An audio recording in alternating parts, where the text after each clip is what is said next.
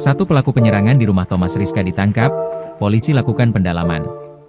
Pihak kepolisian telah menangkap seorang pelaku berinisial AB sesaat setelah kejadian penyerangan di rumah pengusaha Thomas Aziz Rizka di Jalan Nusa Indah, Enggal, Kota Bandar Lampung, Sabtu, 29 Maret 2025, dini hari.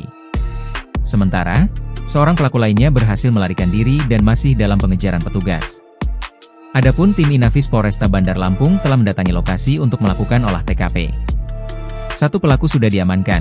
Ini akan kita dalami, ujar Kapolresta Bandar Lampung, Kombes Pol Alfred Jacob Tikulay kepada awak media, Sabtu, 29 Maret 2025. Diberitakan sebelumnya, peristiwa dugaan penyerangan menimpa rumah pengusaha Lampung Thomas Aziz Rizka di Jalan Nusa Indah, Pahoman, Kota Bandar Lampung, Sabtu, 29 Maret 2025, dini hari.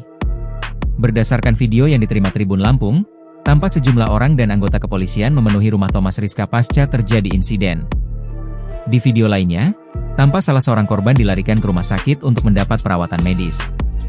Dalam video tersebut juga terlihat Gubernur Lampung Rahmat Mirzani Jausal turut menjenguk dan berbincang dengan korban sedang dirawat di sebuah rumah sakit. Dalam perbincangan itu, salah seseorang yang diduga menjadi korban menceritakan kronologis kejadian tersebut kepada Gubernur Mirza. Di mana, dia menjelaskan bahwa pelaku telah membuntuti kendaraan korban sejak sebelum pulang ke rumah Thomas Rizka.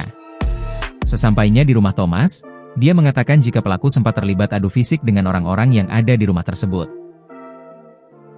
Download Tribun X sekarang, menghadirkan lokal menjadi Indonesia.